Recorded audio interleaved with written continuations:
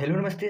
मैं विजय स्वागत करता हूँ आप सभी साथियों का एनएस शिक्षा परिवार में। उम्मीद करता हूँ आप बहुत शानदार होंगे साथियों। आज विशेषण की हमारी तीसरी क्लास है। विशेषण की हमारी तीसरी क्लास है और हम पढ़ रहे थे विशेषण के भेद। विशेषण के भेद में संरचना संरचना एवं प्रयोग के आधार पर संरचना एवं प्रयोग के आधार पर विशेषण 4 भागों में बांटा गया है। संरचना एवं प्रयोग के आधार पर कितने भाग विशेषण के हैं? 4 भाग के आधार पर कितने भाग हैं? 4 भाग हैं किसके? विशेषण के। इसमें हमने पहला नंबर 1 संख्यावाचक विशेषण पढ़ लिया था हमने।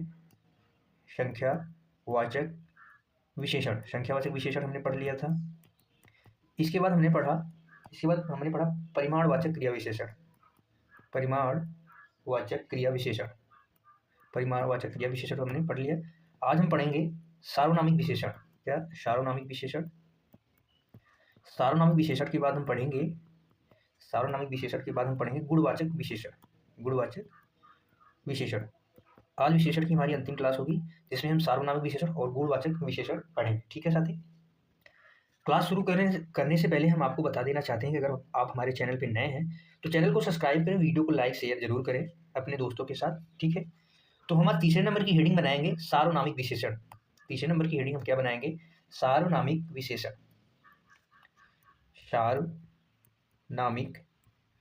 सार्वनामिक विशेषण। हमने कहा आज हम पढ़ने वाले हैं विशेषण के तीसरे भेद को, जिसे क्या कहेंगे? जिसका क्या नाम है? सार्वनामिक विशेषण। सार्वनामिक विशेषण इसमें लिखेंगे सार्वनामिक विशेषण वाक्य के शुरू में सर्वनाम और तुरंत बाद संज्ञा हो। यानी इसमें थोड़ा सा लिख लेंगे वाक्य के शुरुआत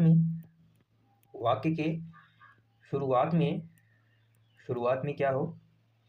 सर्वनाम हो। सर्वनाम और तुरंत बाद उसके तुरंत बाद क्या हो? संज्ञा हो। तुरंत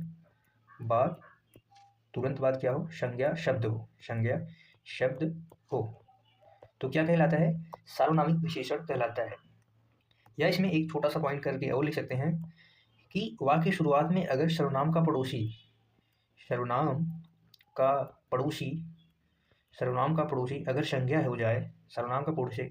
अगर संज्ञा हो जाए तो क्या होगा? सार्वनामिक विशेषण होगा। अगर सर्वनाम का पड़ोसी संज्ञा हो जाए तो वहां पे क्या होगा? सार्वनामिक विशेषण होता है। जैसे यहाँ पे लिखेंगे उदाहरण, यह कुत्ता मेरा है। यह कुत्ता मेरा है। इसमें यह क्या है? सर्वनाम शब्द है। क्या है? सर्वनाम शब्द है। कुत्ता क्या है? संज्ञा शब्द है, जातिवाचक संज्ञा है। कौन सी संज्ञा है? जातिवाचक संज्ञा है। ठीक है। सर्वनाम का पड़ोसी संज्ञा, सर्वनाम का पड़ोसी क्या हो गया? और वाक्य की शुरुआत में हमें सर्वनाम का पड़ोसी संज्ञा मिल गया, तो इसलिए ये क्या है? सार्वनामिक विशेषण का उदाहरण है। किसका उदाहरण है? सार्वनामिक विशेषण का उदाहरण है। सार्वनामिक विशेषण इस वाक्य में कौन सा विशेषण है? सार्वनामिक विशेषण है। याद रखेंगे। जैसे कुछ उदाहरण और देखेंगे, यह तोता मेरा है। जैसे एक और एग्जाम्पल लिखेंगे, यह तोता मेरा है। यह तोता मेरा है। यह क्या है? सर्वनाम है। तोता क्या है? संज्ञा शब्द है। और जैसा कि हमने इसकी डिफिनीशन लिखी है कि सर्वनाम का पड़ोसी अगर संज्ञा हो जाए तो क्या होता है? सार्वनामिक विशेषण होता है। क्या होता है? सार्वनामिक विशेषण होता है। याद रखेंगे साथी। जैसे हमने एक वाक्य और लिखेंगे, कोई व्यक्ति छत पर खड़ा है। कोई व्यक्ति छत पर खड़ा है। हमने कहा कोई व्यक्ति छत पर खड़ा है। कोई यहाँ पे क्या है? अनिश्चयवाचक सर्वनाम है। कोई क्या है? सर्वनाम है। क्या है? सर्वनाम है। लेकिन कौन सा सर्वनाम है? अनिश्चयवाचक सर्वनाम है। अनिश्चयवाचक सर्वनाम है। और व्यक्ति क्या है? संज्ञा शब्द है। व्यक्ति क्या है? संज्ञा है। तो कैसी संज्ञा? जातिवाचक संज्ञा है। तो इसमें भी क्या है? सर्वनाम का पड़ोसी क्या हो गया? संज्ञा। तो ये भी कौन सा उदाहरण है? किस विशेषण का उदाहरण है? सार्वनामिक विशेषण का उदाहरण है। सार्वनामिक विशेषण का उदाहरण है। इस वाक्य में कौन सा विशेषण है? सार्वनामिक विशेषण है, याद रखें। ठीक है, अगली हेडिंग बनाएंगे विशेषण का चौथा भेद है गुणवाचक विशेषण। गुणवाचक विशेषण, गुणवाचक विशेषण, गुणवाचक, गुणवाचक विशेषण। इसमें छोटा सा पॉइंट लिखेंगे, वे विशेषण शब्द जो जो क्या करते हैं, जो संज्ञा या सर्वनाम के गुणों को बताते हैं, जो संज्ञा या सर्वनाम के गुण, दोषों, आकार, रंग, रूपों को बताते हैं। क्या करते हैं? वे जो संज्ञा या सर्वनाम के गुण दोष, आकार, रंग रूप, दशा समय आदि लिखेंगे। आदि की क्या करते हैं? विशेषता बताते हैं। आदि की विशेषता अगर बताएं तो क्या होता है? गुणवाचक विशेषण होता है।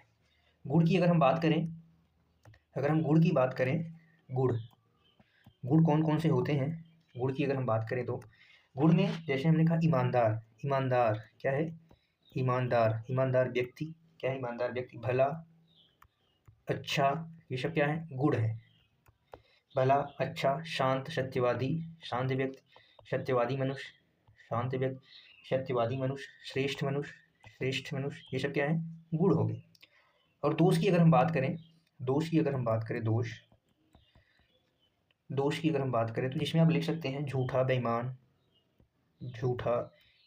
ये सब क्या है? दोष है। झूठा, बेईमान, लालची इंसान, कंजूस, ये सब क्या है? दोष के अंतर्गत आते हैं। बुरा व्यक्ति, गंदा आदमी, ये सब क्या है? दोष। आदि शब्द क्या है? इसके बाद अगर हम आकार की बात करें साथी, आकार की अगर बात करें तो जिसमें हमें देखने को मिलता है छोटा आदमी, बड़ा आदमी, छोटा बड़ा, चौकोर, इसमें सब लिख सकते हैं। छोटा बड़ा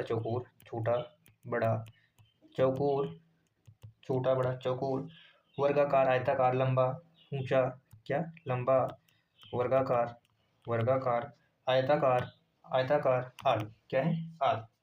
अगर रंग की बात करें आपसे, रंग रूप की बात करें तो लाल, पीला, हरा, नीला, ये सब क्या है? लाल, पीला, हरा, नीला, ये सब क्या है? रंग है। अगर स्वाद की बात की जाए आपसे, अगर कर दी जाए तो स्वाद में जो शब्द आते हैं खट्टा, मीठा, तीखा, नमकीन, ये सब क्या है? स्वाद है। खट्टा, मीठा, तीखा, नमकीन, ये सब क्या है? स्वाद है। और अगर समय की बात आपसे कर दी जाए, ये सब शब्द क्या आते हैं? किस में आते हैं? गुणवाचक विशेषण में आते हैं। समय की अगर बात की जाए तो मासिक, छमाही, तिमाही, साप्ताहिक, अर्धवार्षिक, दैनिक, ये सब क्या है? समय है। मासिक, दैनिक, साप्ताहिक, ये सब क्या है? समय है। और अगर दशा की बात की जाए, दशा कैसी है? जवान है, बूढ़ा है। दशा की बात अगर कर जाए तो दशा में शामिल होती हैं सब, जैसे जवान क्या है? दशा है। बूढ़ा व्यक्ति, गुण के बारे में। युवा, तरुण, ये सब क्या है? गुण के बारे में। ठीक है। अगर काल की बात आपसे की जाए तो काल में आप पुराना, नवीन, ये सब कह सकती हैं। पुराना जिसमें आ जाएगा पुराना, नया, प्राचीन, ये सब क्या है? काल के अंतर्गत आते हैं। ठीक है, याद रखेंगे साथी। जैसे ही इसमें एग्जाम्पल एक लिखेंगे, जैसे उदाहरण लिखेंगे, राम दयालु व्यक्ति हैं। राम दयालु व्यक्ति है। जिसमें आप देखेंगे राम दयालु क्या है? विशेषण है। दयालु क्या है? विशेषण है। कौन सा विशेषण? गुण विशेषण, गुणवाचक विशेषण है। कौन सा विशेषण है? गुणवाचक विशेषण है। व्यक्ति क्या है? संज्ञा शब्द है। राम भी क्या है? संज्ञा शब्द है। व्यक्ति क्या है? संज्ञा शब्द है। विशेषता किसकी बताई जा रही है? व्यक्ति की। तो व्यक्ति कौन है? राम है। तो ये कौन है? क्या है? इसमें गुणवाचक विशेषण है। गुण की बात की जा रही है, इसलिए यहाँ पे गुणवाचक विशेषण है। ठीक है, याद रखेंगे। अगली हेडिंग एक बनाएंगे विशेषण की अवस्थाएं।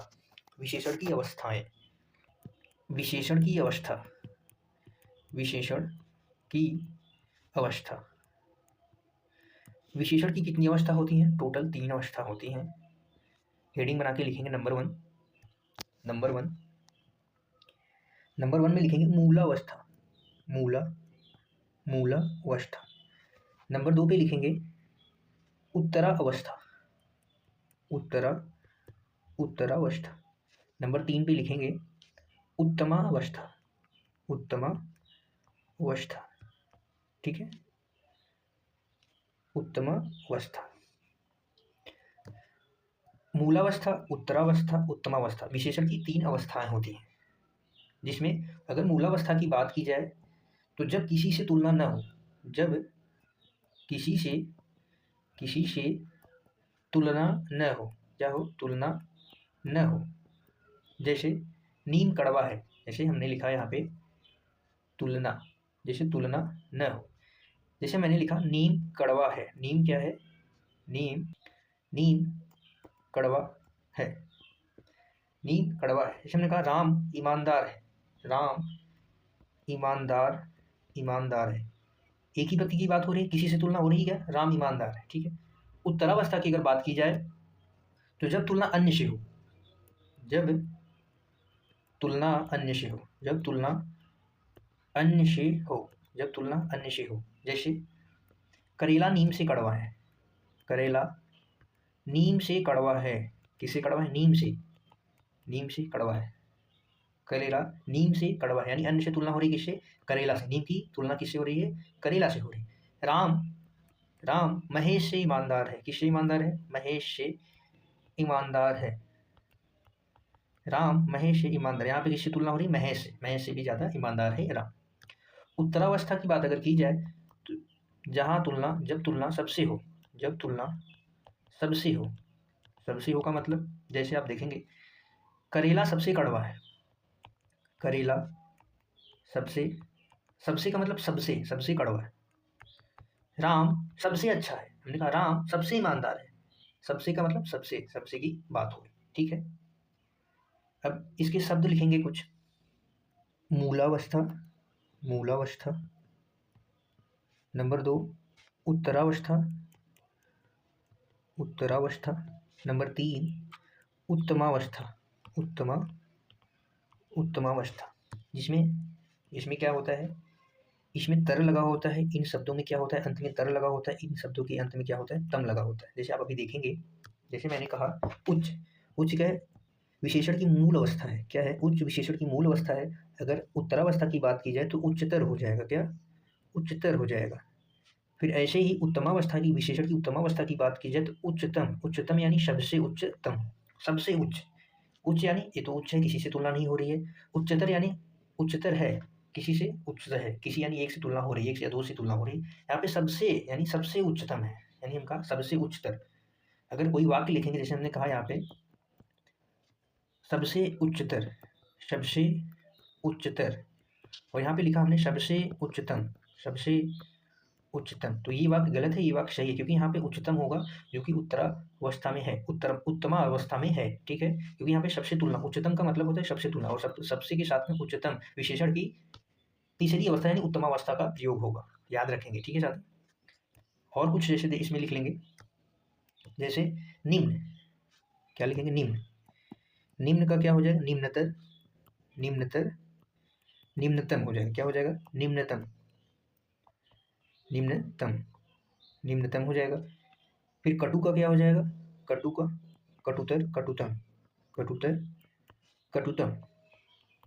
कटुतम हो जाएगा। लघु का लघु का क्या हो जाएगा? लघुतम। इसके बाद अगर आपसे पूछा जाए मधुर का क्या हो जाएगा? मधुर का हो जाएगा मधुतम, ठीक है। जैसे आपके सामने करा जाए अच्छी क्या है? उच्च अवस्था है, किसकी? विशेषण। फिर इसे अगर ये कहो अच्छी तरह नहीं करेंगे, क्योंकि अच्छी तरह कोई शब्द नहीं होता, अधिक अच्छी कर देंगे, अधिक अच्छी। जिसमें तर लगा सकते हैं उसी में लगाया जा सकता है, क्योंकि एक अच्छा शब्द बनना चाहिए, सार्थक शब्द बनना चाहिए। अधिक अच्छी हो गया, अधिक अच्छी। और उत्तमावस्था में क्या हो जाएगा? सबसे अच्छी, यानी सबसे अच्छी। ऐसे ही एक शब्द और है बुद्धिमान, बुद्धिमान तो है, क्या है? बुद्धिमान तो है वो, लेकिन अधिक बुद्धिमान है, सबसे बुद्धिमान है। बुद्धिमान तो है, क्या है? बुद्धिमान, यहाँ पे हो जाएगा अधिक बुद्धिमान, अधिक बुद्धिमान, सबसे बुद्धिमान, क्या? सबसे बुद्धिमान, ठीक है। याद रखें विशेषण की कितनी अवस्था होती है? 3 होती है। संरचना और प्रयोग के आधार पर विशेषण के कितने भेद होते हैं? संरचना एवं प्रयोग के आधार पर विशेषण के 4 भेद होते हैं, ठीक है, याद रखें, भूलेंगे नहीं। आज के लिए क्लास यहीं पे खत्म होती है, विशेषण की क्लास। अगली कक्षा में मिलेंगे हम। अगली कक्षा हमारी किसकी होगी? क्रिया की। अगली जो हमारी कक्षा होगी क्रिया की होगी। इससे पहले हम विशेषण की पूरी प्रैक्टिस करेंगे, जो भी क्वेश्चन बन सकते हैं उसको लेके आएंगे और प्रैक्टिस आपके सामने रखेंगे। आप उस क्लास को भी जरूर देखें। अंत तक बने रहने के लिए आप सभी साथियों का धन्यवाद है। अंत तक बने रहने के लिए आप सभी साथियों का तहे दिल से धन्यवाद है। खुश रहिए साथियों, मस्त रहिए, एंजॉय करते रहिए, पढ़ते रहिए मस्त दबा के। मिलते हैं अगली क्लास में क्रिया की। तब तक के लिए bye bye, thank you so much, take care all of you.